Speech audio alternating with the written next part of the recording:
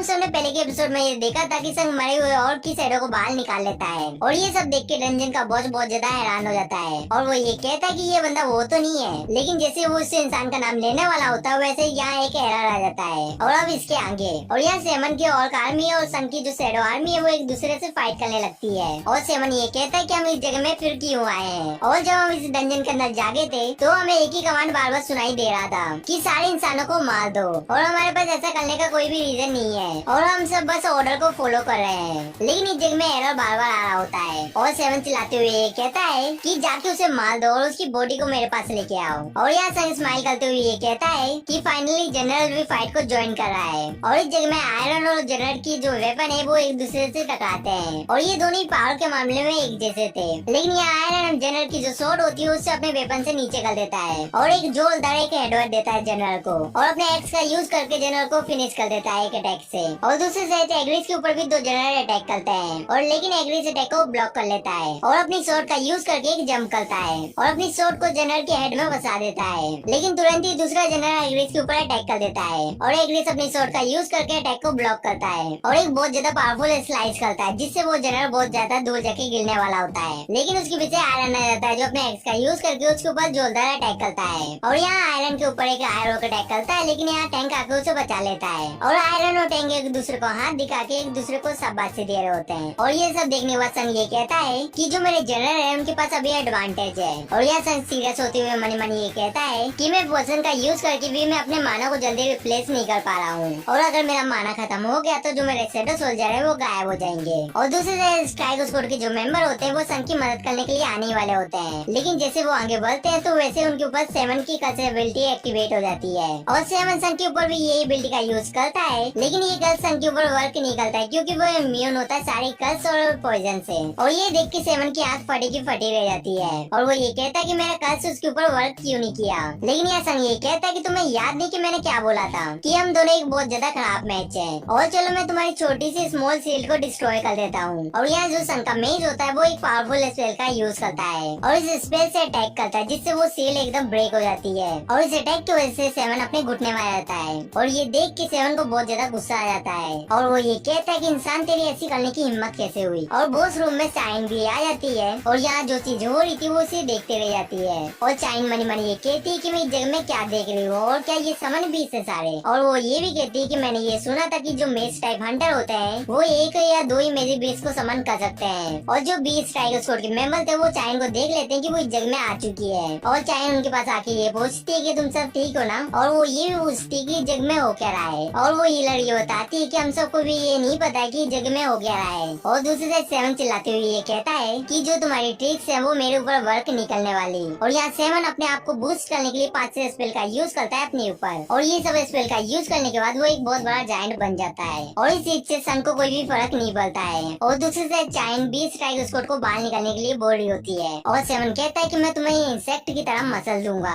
और ये कह के सन को अपने पास कुचलने वाला होता है, लेकिन सन यहाँ से इजिली हट जाता है और सन यहाँ कहता है कि जो मेरा एक्सपीरियंस है वो बहुत ज्यादा खराब है जाइंटों के साथ और ये चीज फिर से हो रही है। और वो अटैक करने से पहले ये कहता है कि इंसान तुम ज्यादा अहंकारी मत बनो क्योंकि मैं बस तुम्हारे साथ अभी यहाँ खेल रहा था। और ये कहने के बाद एक बहुत पावरफुल फायर अटैक करता है, लेकिन यहाँ सन अटैक को डॉज करके डायरेक्ट उसके फेस के पास जंप करता है और सन कहता है कि हाँ तुम एक इजी ओपोनेंट हो। और सन ये कहने के बाद सेवन की आंख में अटैक कर देता है और सन कहता है कि तुमने अपने आप को बड़ा करके अपने आप को इजी टारगेट बना लिया है और जो मेज होते हैं वो सेशन के सरप्राइज अटैक को ब्लॉक नहीं कर सकते बिना किसी गार्ड के। और यहाँ लगातार संग अपने डैगर का यूज करके सेवन के ऊपर स्लाइस मारते जाता है और इस जगह में सिविलियस टीम के मेंबर भी आ जाते हैं और यहाँ जिंजुल भी डंजन के अंदर का नजारा देख के बहुत ज्यादा शौक हो जाता है और वो ये भी नोटिस करता है कि वहाँ चाइन भी है और यहाँ चाइन ये कहती है कि इन सारे बीस्ट को इस हंटर ने समन किया है। और यहाँ सन के डैगर से सेवन को ज्यादा कुछ नहीं हो रहा था क्योंकि जो सन का ओपोनेंट है वो कुछ ज्यादा ही बड़ा है और ये डैगर कुछ ज्यादा ही छोटे हैं और इसलिए संग अपने डैगर को अपने इन्वेंटरी में फिर से डाल लेता है और अपने पंच को एकदम सख्त करते हुए और सेवन के फेस में एक जोरदार पंच करता है और इस पंच की वजह से जो सेवन होता है वो अपने घुटने में आ जाता है। और दूसरी साइड वू जिनसुल और चाइन संग को फाइट करते हुए देख रहे होते हैं और चाइन ये देख के बहुत ज्यादा हैरान होती है कि मिस्टर चोई के अलावा सिविलियस टीम भी संजन वू के बारे में जानती है। और यहाँ वू जिनसुल ये कहता है कि मुझे ये बात पता चली कि डंजन के अंदर से बहुत खतरनाक मानव वेव निकल रहा है और इसलिए मैं सिविलियस टीम की मदद करने के लिए अंदर आया हूँ, लेकिन ये सब देखने से ऐसा नहीं लग रहा है कि मेरी मदद की यहाँ जरूरत है। और जो मिस्टर संग है वो अकेले पहले ही 1 लाख डंजन को क्लियर कर रहे हैं। और वो जिनसुल मनी मनी ये कहते हैं कि संजिन वो ये सब करने के केपेबल है। और अब ये डाउट नहीं है कि ये बेस्ट फाइटर टाइप हंटर है और ये मैजिक समनिंग को भी यूज कर सकता है। और वो जिनसुल ये सोच रहे होते हैं कि ये कितने मैजिक बीट्स को कंट्रोल कर सकता है। और यहाँ चाइन वो जिनसुल से ये पूछती है कि क्या तुम इसे जानते हो कि ये बंदा कौन है। और इसके रिप्लाई में वो जिनसुल ये कहते हैं कि मैं थोड़ा बहुत ही जानता हूँ। और इसके बाद हमें सेवन और संजिन वो के पास ले जाया जाता है। और ये सब देखने के बाद सन ये कहता है कि जिस मोमेंट में तुमने अपने गार्ड को खो दिया था तुम उसी टाइम हार चुके थे और अब तुम्हारे पास कोई भी चांस नहीं है जीतने का।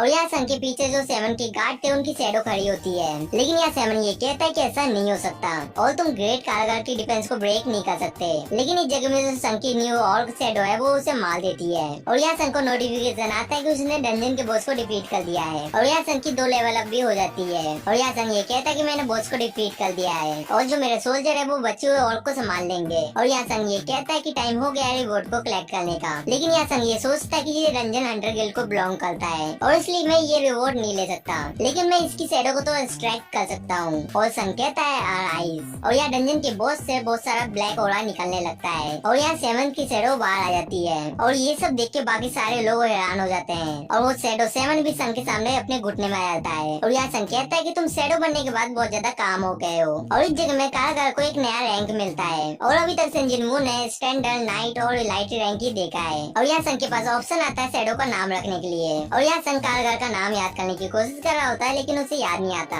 और सन कहता है कि उस चीज को जाने दो, मैं तुम्हें एक नया इनाम दे देता हूँ और तुम्हारा नाम होगा टस्क। और यहाँ टस्क की लेवल 1 होती है और वो एक लाइट नाइट होता है। और सन कहता है कि मैंने और क्या आर्मी ले ली है इसलिए ये मेरी बहुत बड़ी जीत है और अब मैं 127 शैडो को रिजर्व कर सकता हूँ। और सन बाकी शैडो को वर्ल्ड ऑफ नथिंग में जाने के लिए बोल देता है और ये सब सिविलियन टीम देख रही होती है। और यहाँ वू जिनसुल संजिन वू का नाम लेते हैं और संजिन वू जिनसुल और चाइन को देख के बहुत ज्यादा हैरान हो जाता है। और सन ये भी बोलता है कि मैंने इन दोनों को नोटिस ही नहीं किया कि ये लोग यहाँ हैं। और बाकी लोग ये बात कर रहे होते हैं कि इस पोर्टल ने ऐसा कैसे किया। और यहाँ सन ये कहता है कि मैं अपने आप को इस मैच से अब बाहर कैसे निकालूंगा। लेकिन यहाँ सिविलियन टीम सन के सामने आके खड़ी हो जाती है और कहते हैं कि हम अंडर स्टेशन से और हम संजिन वू की आइडेंटिटी को प्रोटेक्ट कर रहे हैं और तुम सबने जो आज यहाँ देखा है तुम उसके बारे में किसी को भी नहीं बताओगे और तुम सबके कोई भी क्वेश्चन है तो तुम अंडर स्टेशन से पूछ सकते हो, लेकिन तुमने आज जो भी देखा है तुम वो किसी को भी नहीं बताओगे। और एक सिविलियन टीम का मेंबर ये कहता है कि मिस्टर संजिन वू हम आपको बाहर तक छोड़ देते हैं। और यहाँ सिविलियन टीम के मेंबर संजिन वू को लेके जाने वाले होते हैं, लेकिन जो स्ट्राइक स्क्वाड का लीडर होता है वो उन्हें रुकने के लिए बोलता है और वो संजिन वू को ये कहता है कि मैं जानता हूँ कि तुम एक बहुत पावरफुल हंटर हो और इसलिए जो तुम्हारी आइडेंटिटी है उसे छुपाना पड़ रहा है और मैं तुमसे ये भी नहीं पूछूंगा कि तुम पोर्टर के रोल के लिए क्यों माने गए थे